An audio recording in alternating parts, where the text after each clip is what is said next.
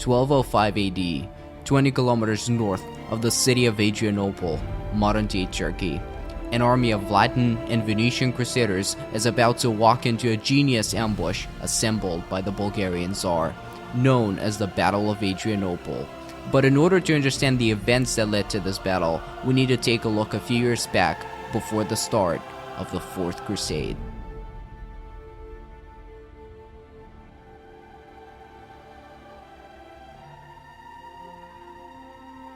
The crusade was first proposed by Pope Innocent III, shortly after he was elected head of the Catholic Church in 1198. He wanted to continue the legacy of the Third Crusade, assembling an army of more than 33,000 crusaders who would aid the Kingdom of Jerusalem and the Holy Lands against the Egyptians, who were the most dominant power in the Middle East, after Saladin managed to reconquer some of the lands claimed by the Crusaders. But most importantly, Jerusalem was not conquered during the Third Crusade, and Innocent saw this as a perfect opportunity to do just that.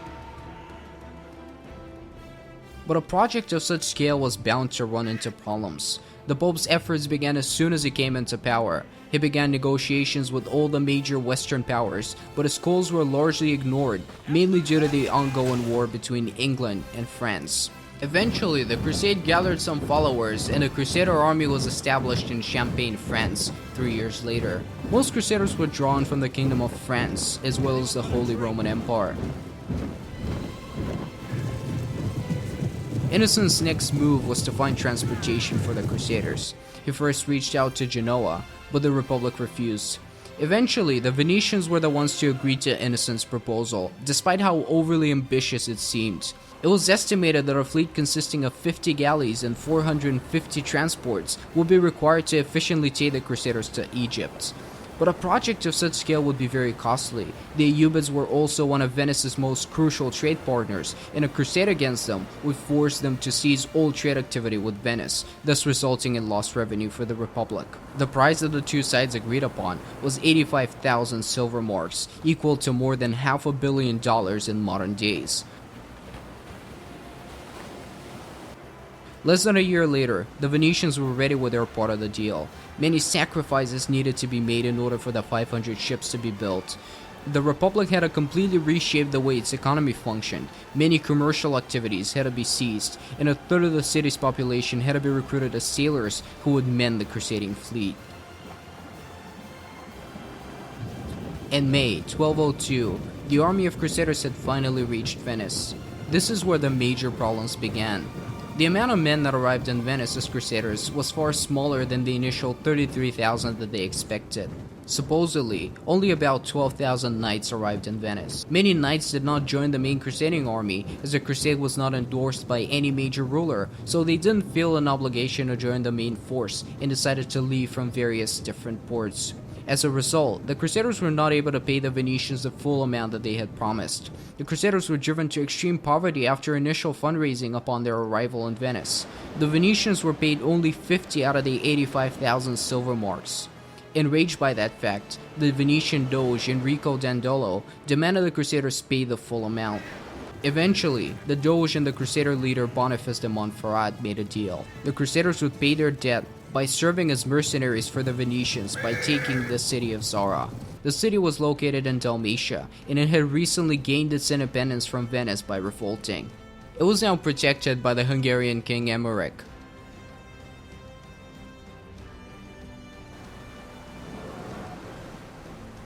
The Venetian Latin army sieged the city. Many Catholics were outraged by this act. A group of crusaders, including one of their leaders, Simon de Montfort, refused to take part and disbanded.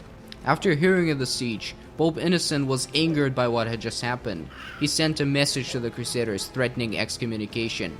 The crusade leaders decided to ignore the message and hide it from their followers. The city eventually fell about a week later.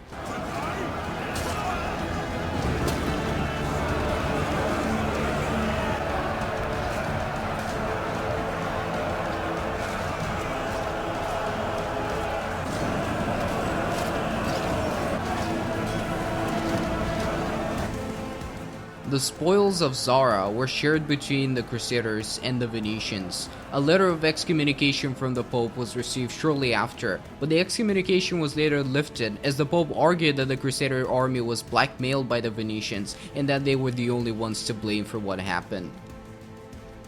By the time Zara fell, it was the month of November. Instead of risking traveling during the winter, the army decided to camp in the city. While the army was stationed there, Boniface decided to visit the court of his cousin, Philip of Swabia, for undisclosed reasons.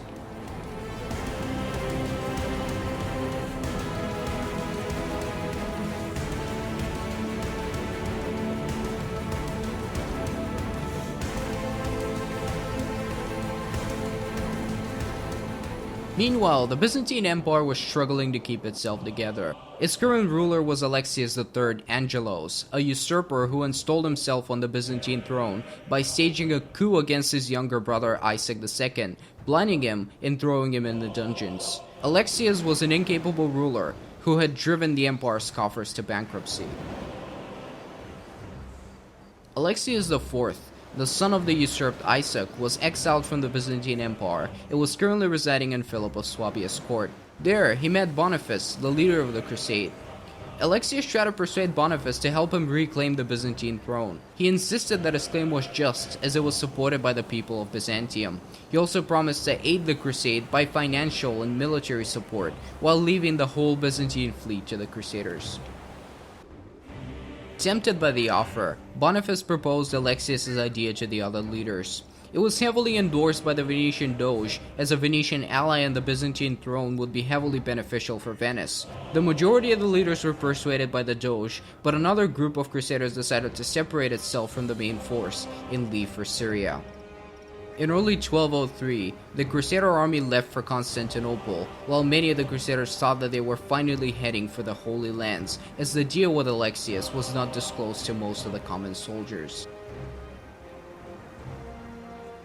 Upon arriving in Constantinople, the Latins quickly realized that Alexius IV had heavily exaggerated his claim that he was supported by the people of Byzantium, and yet they had no other choice but to attack the city, as the promise of 10,000 Byzantine soldiers and 200,000 silver marks were necessary for the crusade to reach its target, as it had lost many of its followers. The garrison of Constantinople was weaker than usual. The financial problems that the empire faced had forced Alexius III to issue large cuts in the military department. The city garrison consisted of 15,000 men, a third of which were part of the elite Varangian Guard.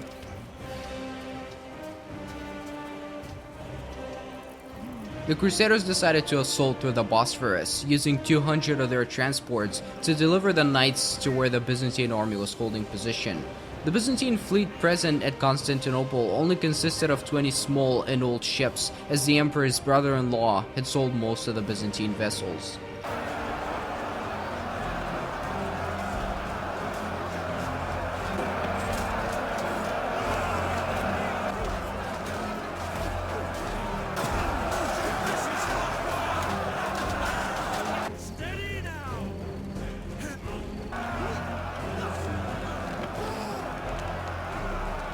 In early July 1203, the Crusaders started their offensive with a decisive victory, as the Byzantine army was overwhelmed and forced to retreat. Later, the Varangian Guard managed to hold off the main Crusader force, but as the Venetians took a large part of the city walls, their attention had to be shifted. In early July, Alexius had an opportunity to lead a decisive offensive against the Crusaders in the streets of the city, overwhelming them 2-1. But instead, Alexius decided to flee, as a great fire was spreading through Constantinople and the morale of his troops was low.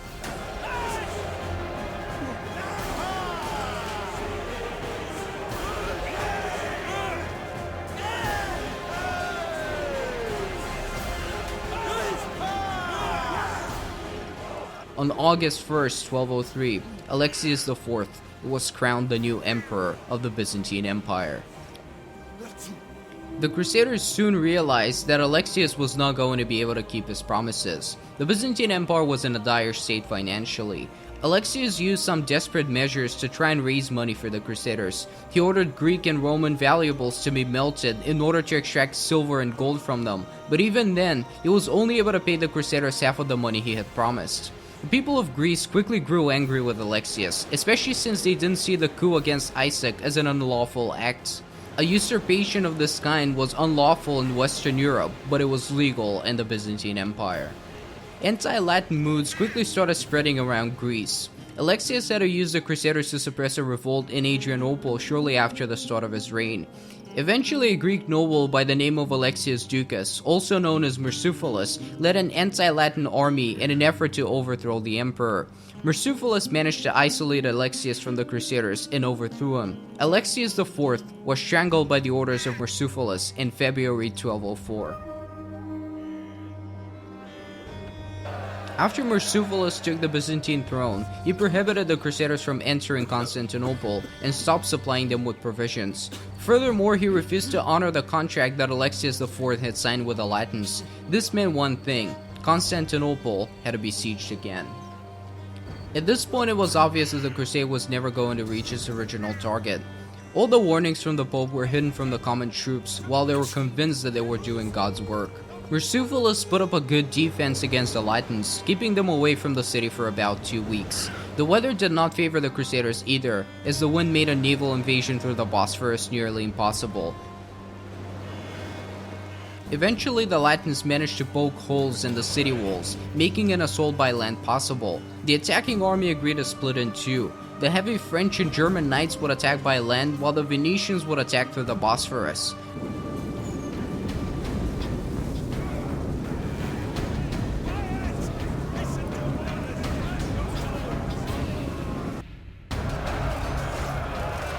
The plan worked. The Varangian Guard was able to hold strong against the Crusaders once again. But having to fight for lower wages during the extreme current affairs, the Varangians eventually decided that it was not worth it and surrendered. The Crusaders were allowed to sack the city for 3 days. They raped and pillaged as they saw fit. The Crusaders sacked everything, including all the various churches and monasteries of Constantinople. The Venetians tried to save some of the great works of art, while the rest destroyed everything they laid their eyes upon. After the sack of Constantinople, a treaty by the name of Partition of the Lands of the Empire of Byzantium was signed by the Crusaders and the Venetians. The treaty included territorial gains for the Venetians, but more importantly, a new Crusader state was established with Constantinople as its capital. All the lands that were not controlled by the Latins or the Venetians were split between 3 Byzantine successor kingdoms ruled by members of the Greek nobility. The emperor of the newly established Latin Empire was at first supposed to be Boniface de Montferrat, but the Venetians vetoed him with the argument that he already possessed too much power. Instead, Baldwin of Flanders, one of the other Crusader leaders, was crowned Emperor Baldwin I, while Boniface received the Kingdom of Thessalonica.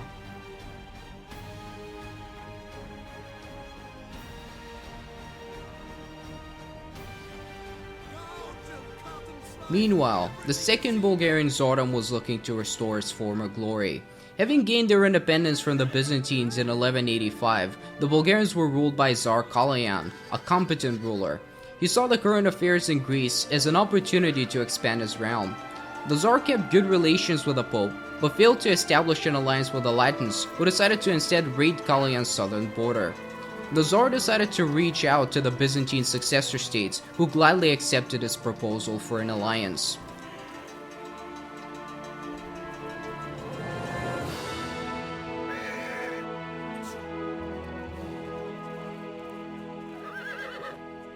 In early 1205, Thrace revolted against the rule of Baldwin.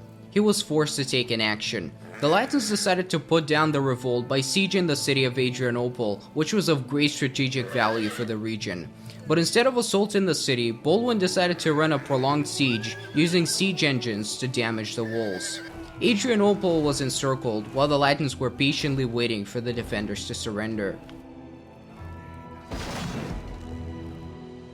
Kaloyan saw this as the perfect opportunity to strike, but he couldn't afford to take chances. The Tsar needed to outsmart the Latins. He gathered an army of 40,000 men from his own realm, reinforced by 14,000 Cuman light cavalrymen, mainly horse archers. Kaloyan was married to the daughter of the Cuman Khan, thus having him as an ally. These 14,000 men were going to be crucial for the battle.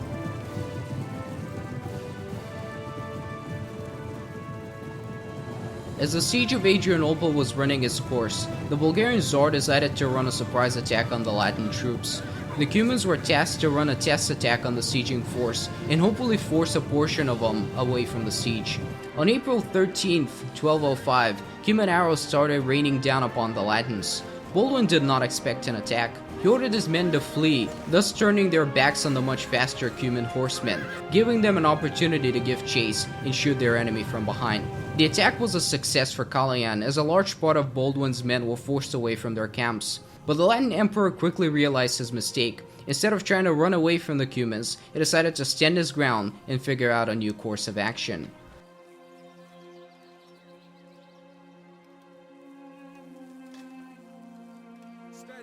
But Kalayan knew that he was still far from defeating the Latins. He ordered the rest of his men to take position near the bank of the river Tunja, north of Adrianople. Kalayan's men set up wolf traps and various other obstacles for the heavily armored Western Knights. The Cumans ran their second attack on April 14th, sending a rain of arrows on the new position of the Latins. This time they failed to inflict significant casualties on the Knights, as the light Cuman arrows would just bounce off their thick armor. Baldwin insisted on standing his ground instead of falling for another chase with a much faster Cuman horseman.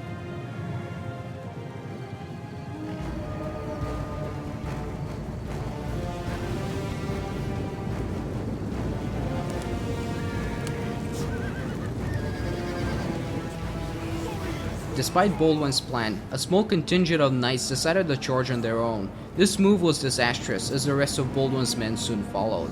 Kalayan's plan had worked. A battle on his terms was inevitable.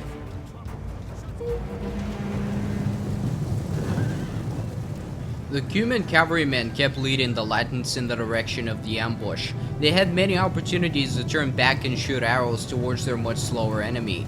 Once the Latin cavalrymen started running into the wolf pit set up by the Bulgarians, they realized that the rest of the Tsar's force was nearby.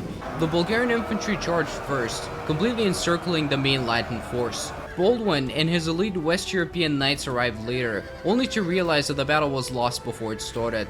Baldwin's men were charged by the Bulgarian cavalry, which divided the knights into two groups, completely unable to communicate with each other.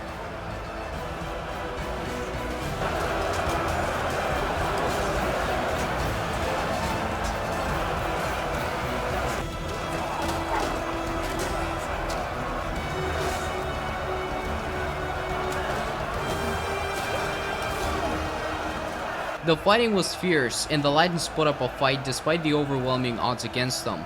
The Tsar had planned everything to the smallest detail. The Bulgarians utilized spikes to take down the heavily armored knights from their horses and kill them while on the ground. In the late afternoon of April 14, 1205, the Crusaders were finally defeated.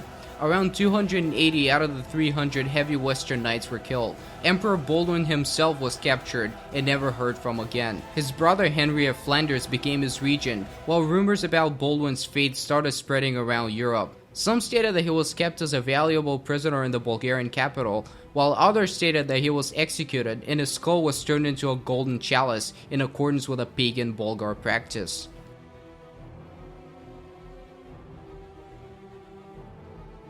The Battle of Adrianople was decisive not because of its direct impact, but because it proved a point. All citizens of Europe at the time knew the deeds of the knights that picked up the cross in the Fourth Crusade. They were put on a pedestal as undefeatable after they managed to take the city of Constantinople, something that was thought to be impossible.